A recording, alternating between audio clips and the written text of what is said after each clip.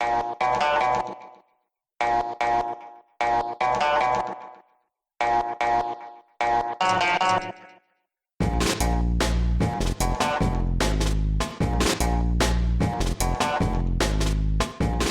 and welcome to the Lebanese Politics Podcast. My name is Nizar Hassan, joined as usual by Benjamin Red, and we have an amazing guest today, economist Joane Chaker. Hello Joane, welcome to the show.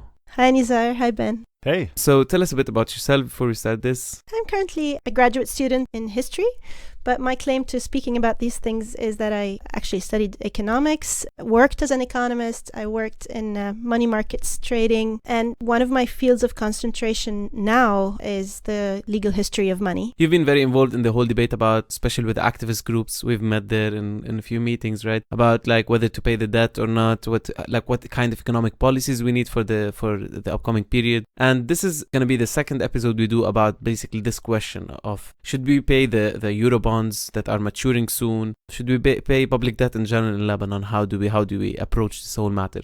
And that's the main topic for this episode. But before that, let's get over the news. Yeah, I was going to say we've almost sort of become like the Lebanese economics podcast as of late Totally. Recently, and this week is sort of no different, and that's why we're so happy to have you, Joane. But this week we saw something really interesting in that the politics and the economics and the finances all sort of getting bound up together.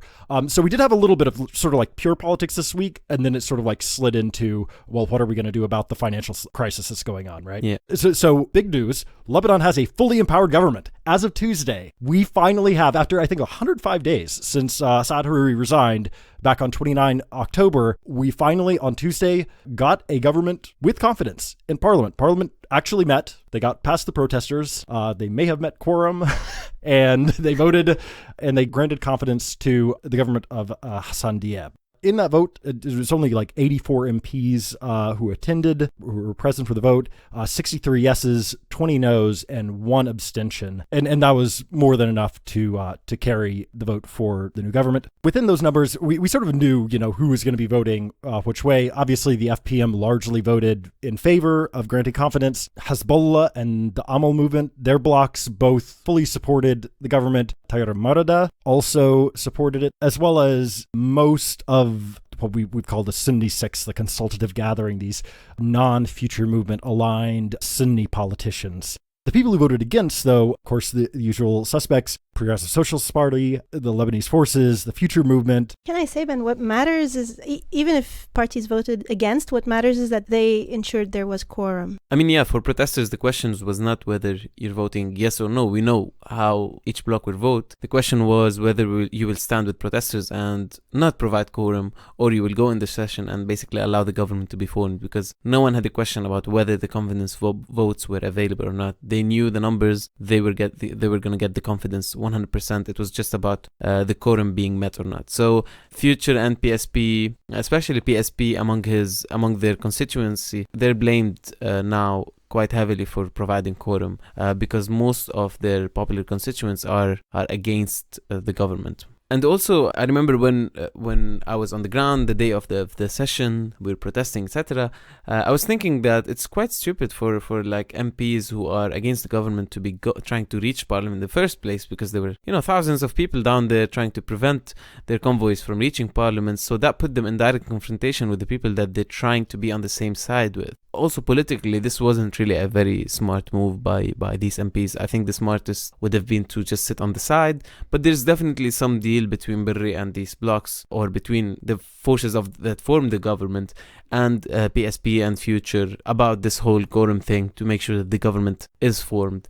There's a price that is always paid in Lebanese politics, and we don't know what this one is. And to add to that as well, though, if you're Saad Hariri or Samir Shaja or Walid Jumblat, you don't want to be blamed for the failure of a government, right? And so maybe you don't fully support the government, maybe you want to see the government fail, but the last thing that you want is to be held responsible for that. Let them fail on their own. But anyway, the confidence vote was only possible thanks to a huge mobilization of security forces that was really, I think unprecedented since October 17. The kind of, these different regiments and forces that we found from the army that were deployed on the ground to suppress protesters. Usually the army is there to basically kind of form a line between a human chain between riot police and protesters. But this time, no, the army had sticks and shell and shields, and they were there to prevent protesters from blocking roads. And it was not at all like peaceful. The protest itself was quite peaceful, was quite non-violent, but this clashes between protesters and security forces led to 400 people being wounded and 7 people being detained. And we're talking about a few hours, right? From 7 a.m. to 4 p.m. This is the time the whole thing happened within these hours. So that's a lot of people who were wounded within a few hours of one day. And by 4 p.m., security forces had thrown like tear gas all over the area, kind of cleared the whole of downtown to make sure that MPs can escape after the session without any big trouble, and people are intimidated enough to just leave.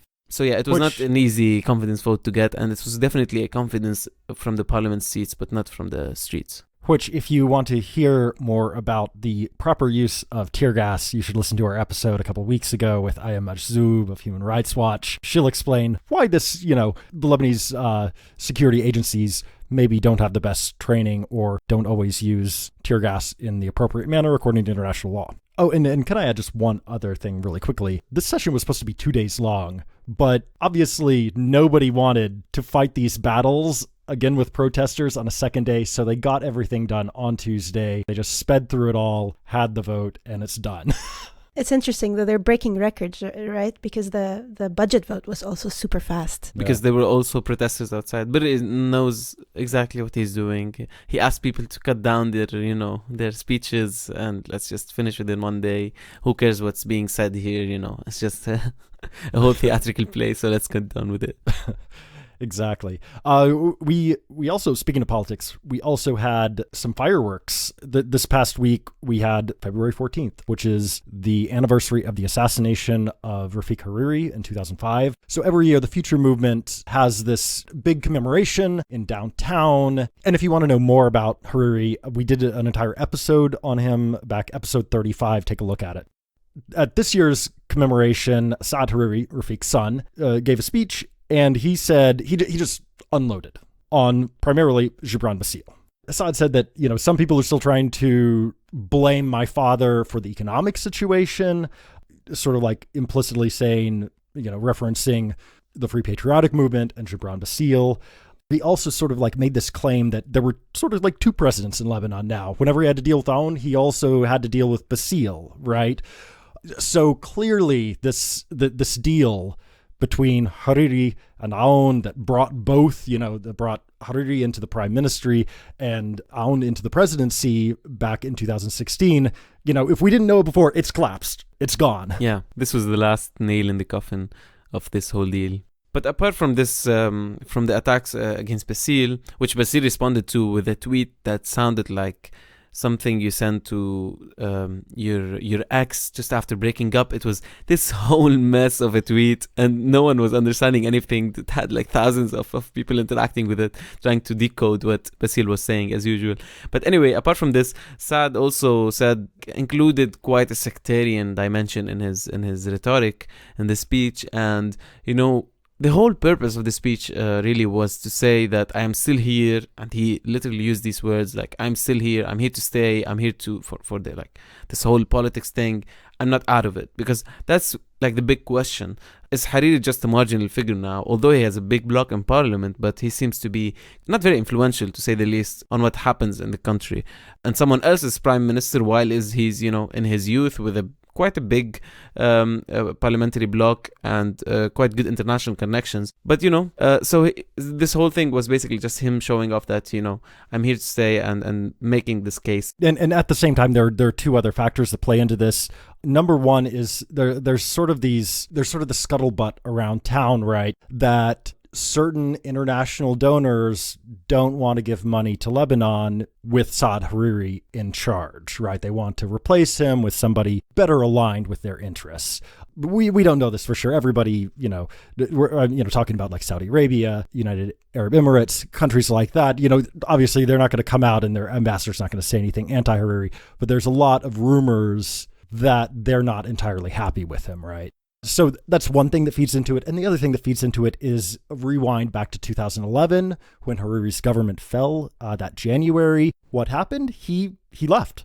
Hariri ended up leaving, and he was gone from the country for a couple of years. And so in the back of everyone's mind, there's this question, well, his government fell again. Is he going to stick around here or is he going to go back to Paris? And he was saying, I'm sticking around here. No matter what anybody thinks, this is not 2011 all over again. And no matter what any international powers think, I am here to stay. Yeah, definitely. I totally agree with that. And what I was trying to say about the sectarian dimension, though, is that it's okay to, to make this case, okay, I'm still in politics, like to just reassure everyone that, especially your supporters, that you're not going anywhere. That's okay. That's totally valid. What is not okay is that his phrasing was the Sunni people are staying and they are one of the, pillars of this country.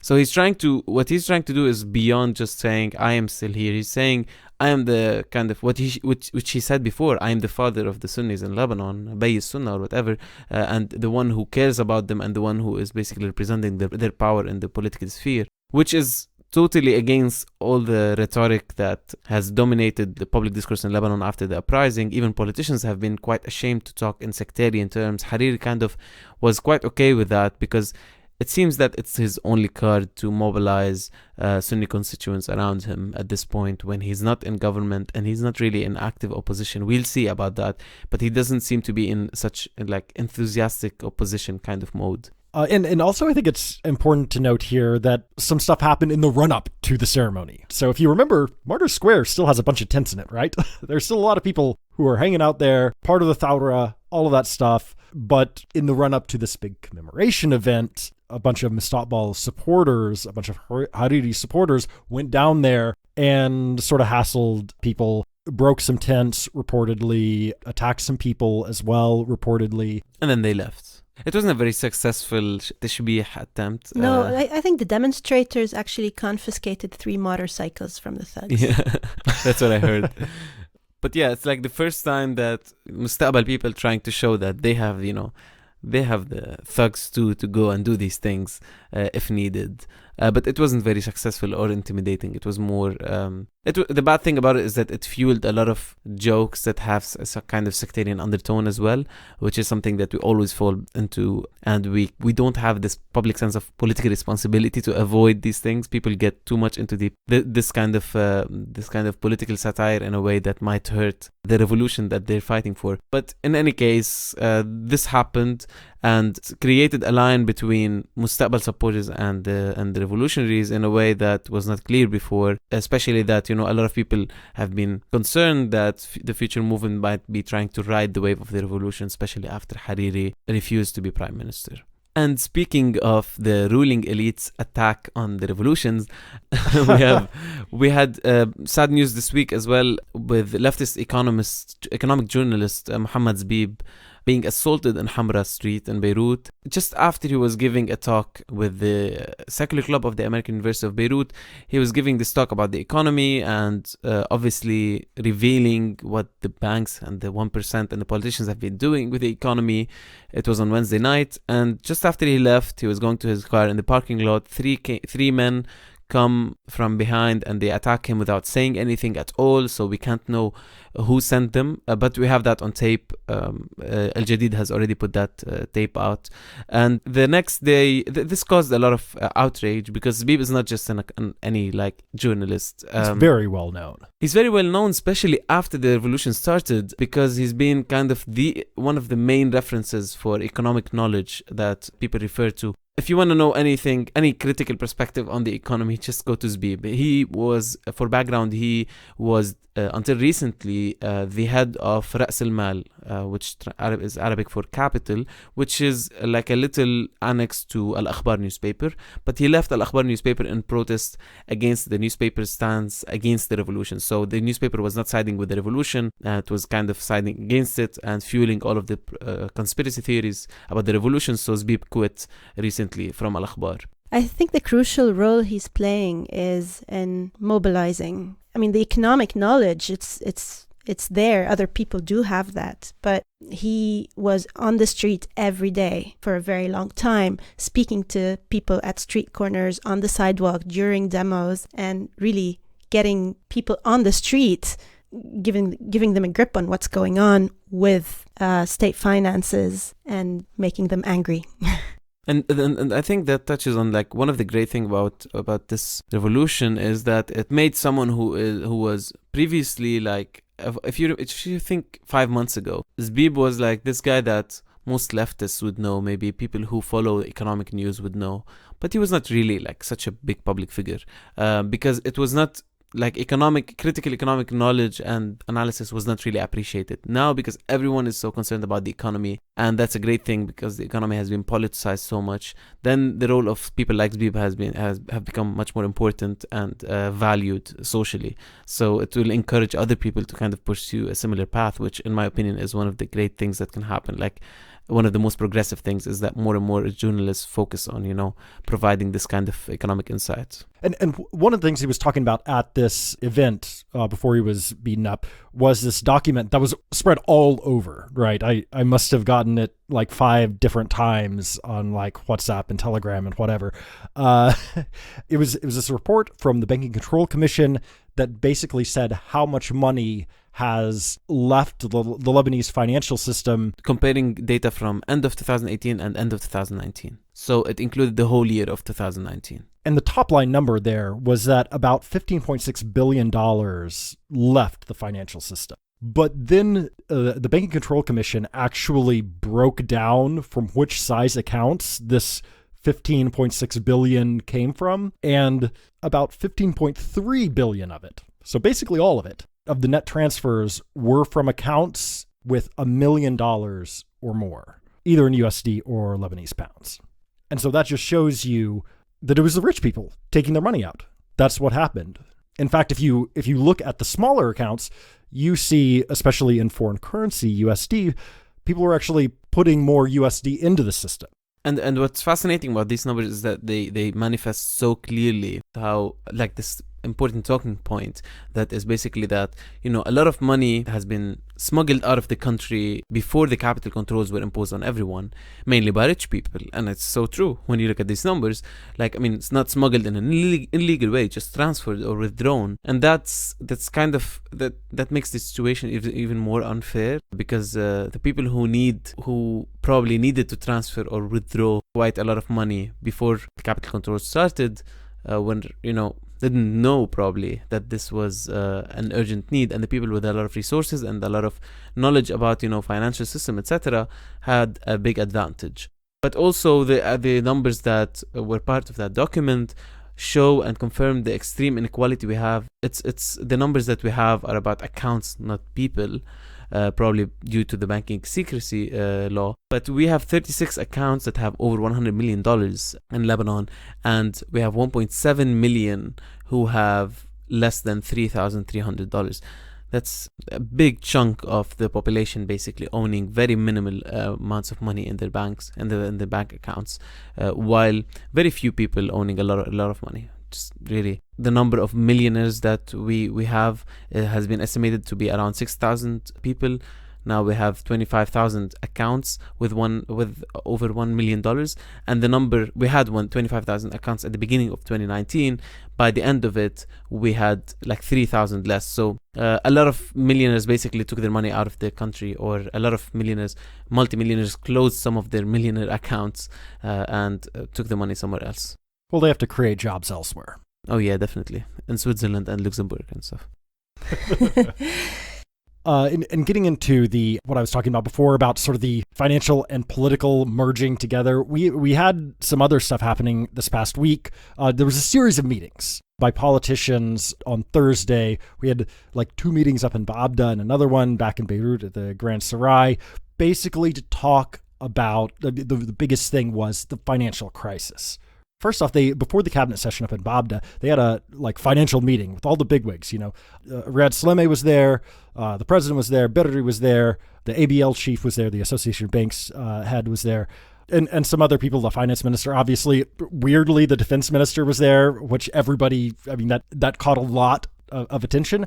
So they met to discuss the eurobond repayments, which is something that we are going to be talking about a lot more in a couple of minutes. And at the end of it, Ghazi Wazni said that, the new finance minister said that they were still undecided and that there were several scenarios that they were examining. And he said that on capital controls, the government will be issuing a decision soon to organize the capital controls and the margin of arbitrary treatment that the banks have now to deal with customers. But there is clearly a lot of confusion about what to do with the payment of the eurobonds that are maturing next month. So this was the kind of the theme that went across all of the meetings. So the first meeting was chaired by Aoun. It was a financial meeting. Then we had the first cabinet meeting since the cabinet gained confidence.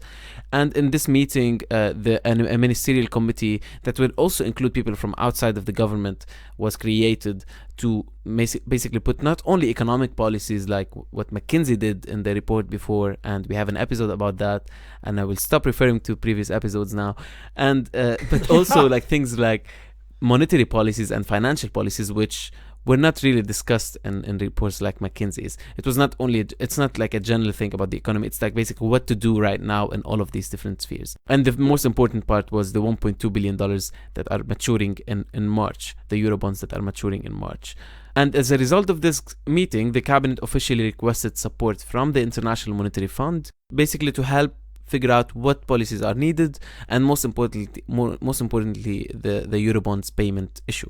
And this was confirmed by an IMF spokesperson later on Twitter. Right, who was at pains to make 2 points. Number one being that, hey, Lebanon, we got your back. Any assistance you need, we're happy to support you. But decisions are all on you. We are taking no responsibility for this stuff. You guys are the sovereign. You have to decide. Don't put it on us. Exactly. It's almost like they know they're about to be blamed for some stuff. But anyway, the question that is basically the most important to answer now is, what do we do next month? Do we pay the Eurobonds maturing in March or we don't? Last week we had Dan Azzi on this podcast, the now very famous financial voice, who has been making the argument that we should not be defaulting on the foreign Eurobonds. So basically he's saying that the Eurobonds that are maturing, we should think about them as two different categories: local, like owned by local banks, basically local commercial banks, and those owned by international actors. And we should only pay the ones that are owned by foreign actors, so that we don't default towards these foreign people. But we should not pay the internal debt and do a haircut and deal with the internal debt through a haircut, among other things, but mostly a haircut that targets the 1% and cancels a major part, most of the debt that is owed to local banks in dollars. But at the same time, like, maybe the intentions are the same, but the arguments have been there has been quite a heated debate between this argument that Dan is presenting and most people who are, on the left or on the progressive side of things, or part of the revolution or activist groups, etc., who have been saying, no, we don't want to pay any Eurobonds. We want to reschedule the debt and figure out a plan now to reschedule the debt rather than wait till we pay these Eurobonds and then wait till the next ones, etc. That there is no reason to wait more and more. And there was a protest, actually. There are weekly protests happening. We're not covering them because they're happening every week, and so it's quite repetitive. But this last Saturday, the protest had this big banner saying no to the payment of Eurobonds, and then a sentence meaning we will not fund your corruption or your bad policies or whatever. And Joane, you've been one of the people who have been saying this, who have been carrying this opinion that we should default. We should not be paying the Eurobonds next month. So tell us why you think that. Right. One thing I want to point out, Nizar, on what you said, whether you are left-leaning or right-leaning in politics does not dictate in any way whether you are for or against debt restructuring. Mm-hmm. This is, you can be hardcore capitalist, free market proponent and still have every reason to believe that we should restructure the entire debt, externally held and internally held. Right. They knew the risks. They knew what they were getting into. So from a very capitalistic perspective, they should have known. Yeah. Right? Just saying, it's not about whether you're socialist leaning or capitalist leaning. And also people with the same politics can disagree on the technicalities as well. Yeah, you're totally right. It's not really a left-right debate. It's basically what makes sense. And you will present the counter arguments. So I'll just give an idea of what the arguments were. And listeners can go back to the previous episode with Dan Azzi and I referred again to a previous episode. Anyway, so they're all there. Shameless. Dan Azzi elaborates on them in a nice way, but basically what he was saying is, why would we default if the foreign debt, if the debt owned by foreign actors is small in size? So he was making the analogy or the metaphor that asking whether if Lebanon's debt was $10 billion, would it be a problem? And it wouldn't really be a problem. So let's just think about the foreign debt as the only debt we have and deal with the internal debt separately. And, just keep paying the foreign debt. And one of the main, the second line of argument and one of the main points is that defaulting on foreign debt now would hurt our capacity to borrow more money in the future, which we will most definitely need according to this argument. And the third talking point is that we won't really be able to fight the legal battles with these, international monsters who basically do this for a living. They try to get as much as possible from these deals. So is the Lebanese government competent enough to go and sit with them and, fight these legal battles? So these are the arguments that Dan presented in the previous episode. And the only arguments I've heard that are, the only serious arguments I've heard against defaulting on the foreign debt. So what do you have to say about these arguments? So first point, the foreign debt being relatively small. It's relatively small to our total debt, but it's not small relative to the amount of foreign reserves we have left at the central bank. The idea of paying the external debt for this year and refinancing later when we have the house in order could have made sense if we had a bit more to go in the central bank in terms of foreign reserves, i.e. And right now that's about $30 billion, right? According to BDL. So as it stands, we have $30 billion. That's if we take Riyad Salameh's word for it, because the central bank hasn't published its P&L in years, although it's legally bound to inform the finance ministry about the figures, which the central bank hasn't done. So we have to take Riyad Salameh's word for it. Riyad Salameh is still saying today that the lira is A-OK and that there is no haircut or forced conversion on people's deposits at banks, and that he would be firmly against any of these things in the future, whereas we know these things are happening every single day. Right, and a lot of smart people think that 30 billion number really is, in real useful terms, something more like, 8 to 12 billion? Is that... I don't want to give a figure, just because I don't want someone to...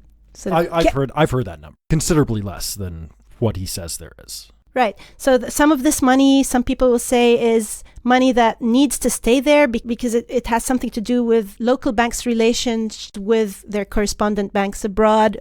But even, without getting into any of this, let's just say that we don't have the data yet. And so we're working with a huge margin of error, which is why we should not cut it very close. And we're talking about something on the order of $3.3 billion to be paid just over the next few months, right? And so when you put that in the grand scheme of things, if we only have, let's say, 8 billion in usable reserves, 3.3 billion is a massive chunk of that. Right. On average, between the three maturities coming up, at least 40% is owned abroad as of today. That's a bit more than $1 billion. Next year, assuming ownership abroad stays at 35%, that's another a bit more than $3 billion that we owe abroad. And then there's also, we owe dollar interest on outstanding dollar debt. But then we also have to take into consideration that we need those foreign reserves for basic imports. We need about $5 billion for fuel. We need about $1 billion for flour. We need about $1 billion for medical supplies, and that's annually. And so all in all, I would say we have a lifeline for the next 2 years. That's the time we have to put our house in order. And remember, we would also have to, because we're going to be slashing our internal debt, so we would also need to recapitalize and restructure our entire banking sector. And the economy cannot pick up before that. I don't think we can refinance before that's done. So basically, we don't trust the numbers because there's no transparency on behalf of the central bank. But even if we trust the numbers, these numbers are not enough to cover our basic needs and pay the debt at the same time. So it doesn't make sense. What you're saying, as I understand it, is that it doesn't make sense to keep paying now if we know we're going to have to stop paying soon, right? Absolutely. And then there's a practical issue with treating externally held debt differently from internally held debt. In practice, we know that local banks are selling their eurobonds abroad all the time. And if it becomes policy to pay foreign bondholders but not local ones, watch the percentage of foreign ownership soar. Selling abroad allows Lebanese banks to cash in on the market value of the bond today. And more importantly, they can ask to be paid those dollars abroad. I mean, certainly, though, if some rule came down about this, then, I mean, it would be illegal for, like, Bank Audi to sell its eurobonds, right? Well, that's a point, but then there's a growing gray area that makes it hard to determine whether a bond is legally held abroad or held locally. We've heard about swaps with Goldman Sachs, whereby the latter swaps a eurobond against its market value with the local bank. So the local bank gives Goldman Sachs the bond, and Goldman Sachs gives the local bank the market value of the bond. Goldman Sachs gets paid the face value of the bond abroad because this is now externally held debt. But then they reverse swap, and so Goldman Sachs gives the face value of the bond back to the local bank in the local bank's account abroad, and the local bank returns the market value of the bond to Goldman Sachs, all that at a fee to Goldman Sachs. In those sexy shenanigans, what is this debt? Is this externally held debt or is this internally held debt? Just to say there's all these practical problems with treating them differently. I'm just going to explain that without the face and market value jargon because that might be a bit confusing. So what you're saying is any bank that owns Eurobonds might be suspecting that the state might not pay back these loans. So they have an interest in selling them to a foreign actor if the state is committed to paying for foreign actors. So they would sell it to a foreign actor and then just get the money back after a while. So basically just to make sure that they get their money back, they put it in the hands of a foreign actor.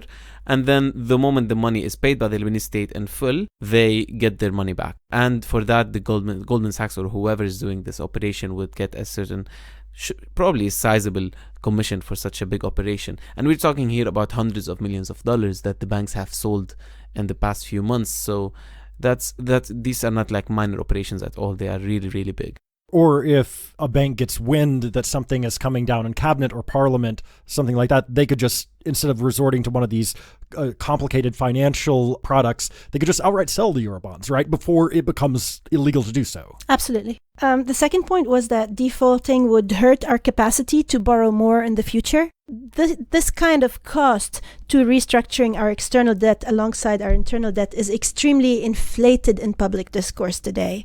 The cost at which the Eurobonds are trading in global markets today and the cost at which the credit default swap on Lebanese debt is trading today reflect a clear expectation of default. And there have been outright statements by foreign bondholders to the effect that they are ready to negotiate. Like everyone has the expectation that we're going into a negotiation sometime soon. Let's just say that it would be a very reasonable expectation to have. Okay. That we're not going to pay on our debt. The bell is already rung. The Right. question is just one of timing now. Absolutely. And also, we're not talking about 1 million people out there who are going to lose out because we're not paying on our externally held debt. Some 40% of the upcoming maturity, the one maturing in March, for instance, is owned by 2 investment banks abroad. If we presume that the Lebanese banks are still holding at least 40% of that bond issue, Eurobond issue, that's all the concentration you need to be able to negotiate. And also that impinges on another thing that people bring up when they're saying, no, we should pay. We should make good on our externally held debt. People mention the fact that Lebanon's Eurobonds don't include an enhanced CAC. So this is not to defend the person who didn't put in that provision. But just saying the situation is not as dire because we have older, less functional, less sexy collective action clauses. So we're not completely without them like Argentina. We don't have to have the agreement of every single bondholder out there to restructure.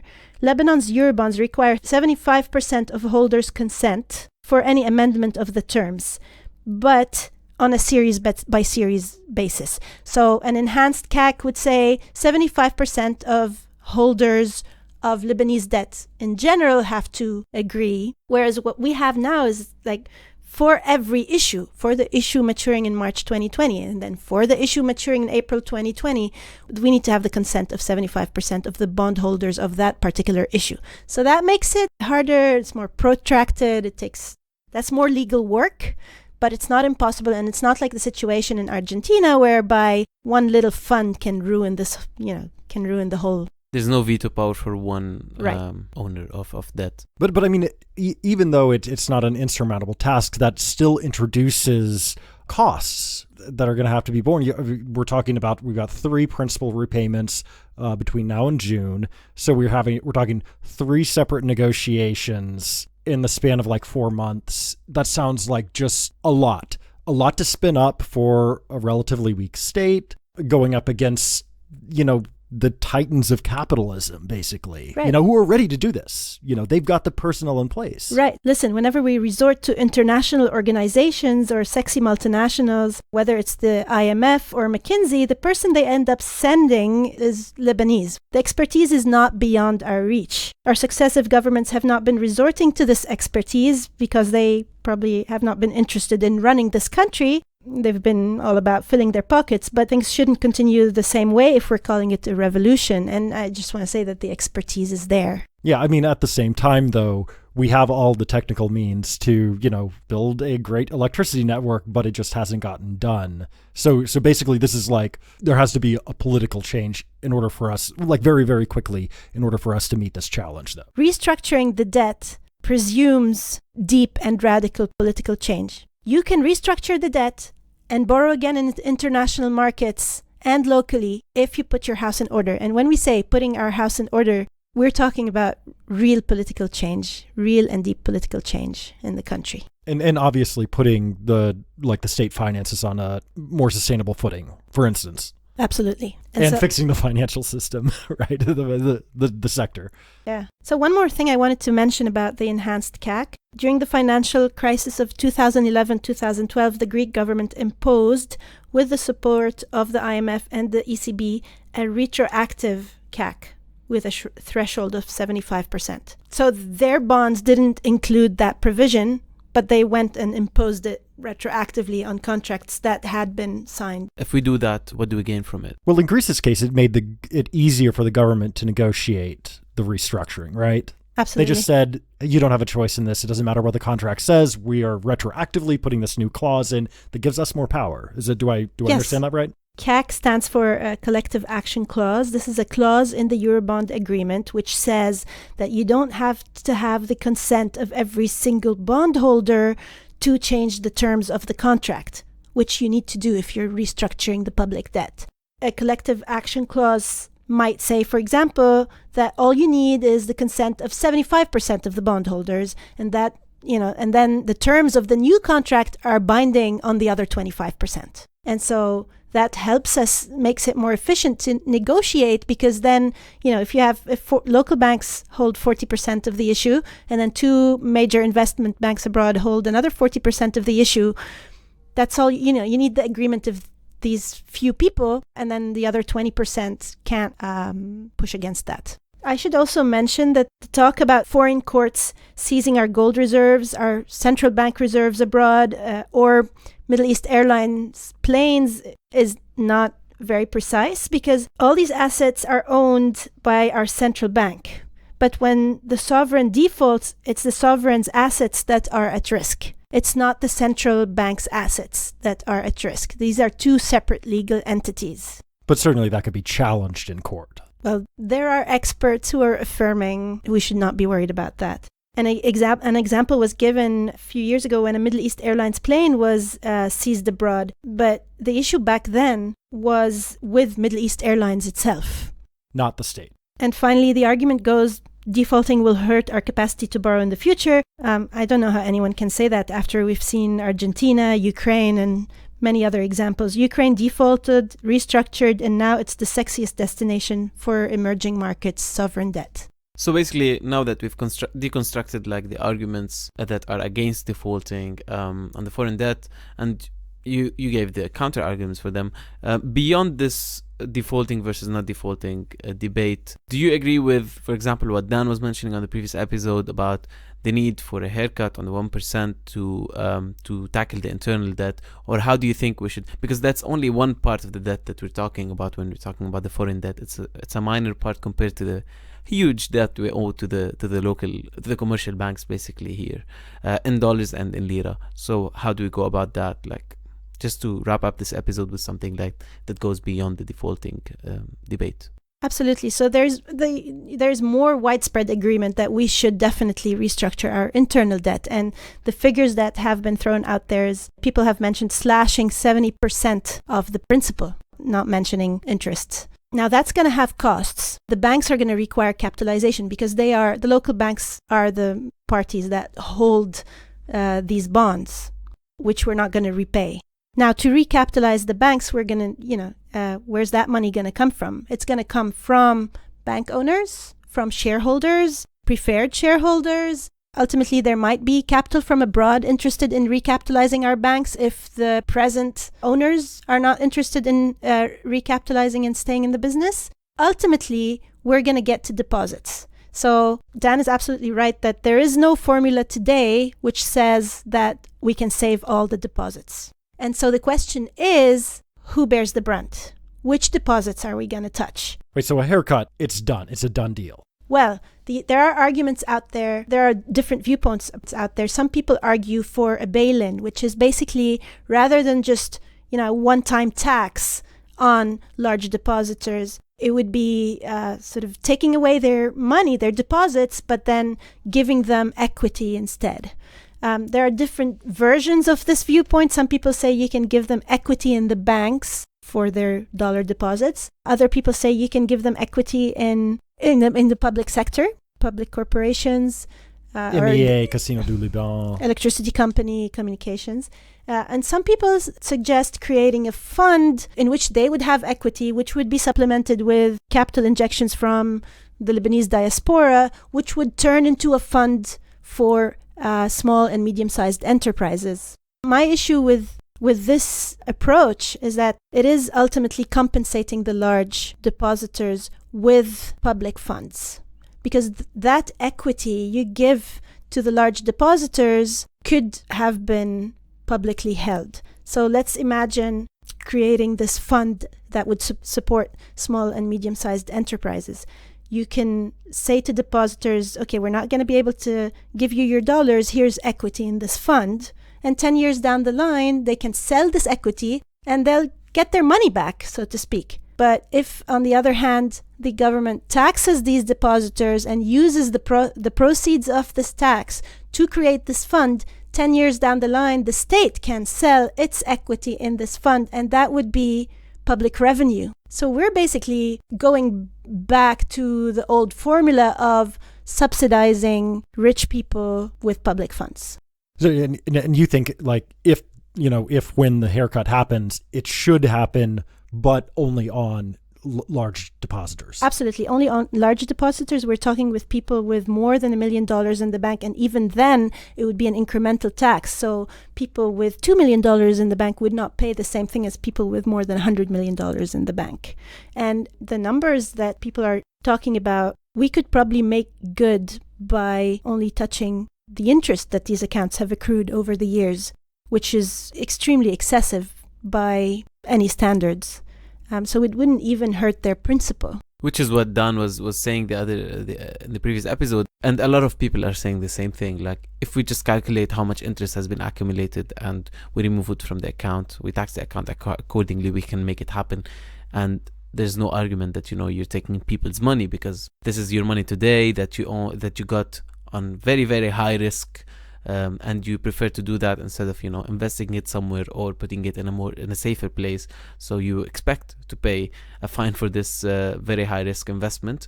It's just about who pays it, as you're saying. It's just about, and with the numbers that we were talking about earlier, with a huge inequality and how much money people have in their accounts, it only makes sense that you fund it from the richest, not only because it's fair, but also because if you make people poorer by taking their money from the bank accounts and from their savings, then you will have to fund them in other ways, like just fiscally.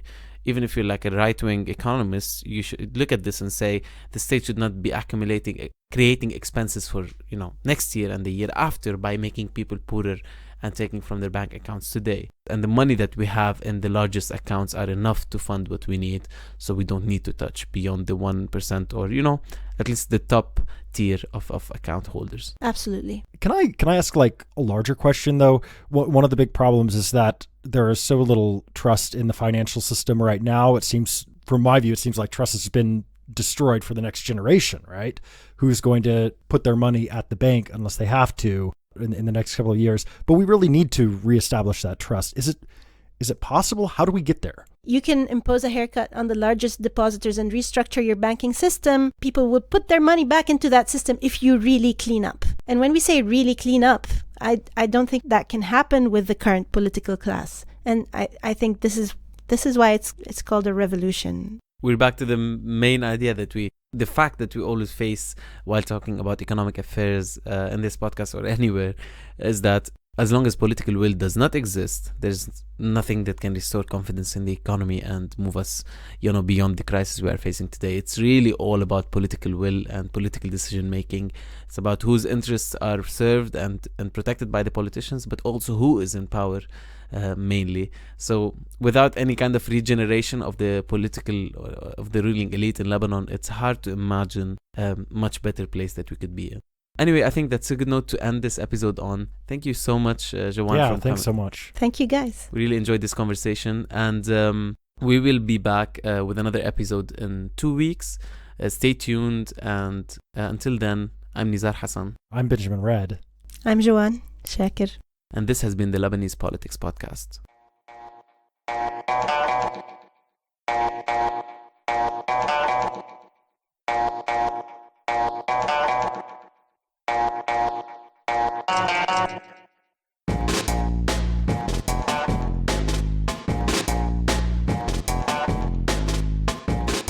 The Lebanese Politics Podcast is brought to you by myself, Nizar Hassan, Benjamin Red, produced behind the scenes by Susan Wilson, and the music is by Omar El Fil.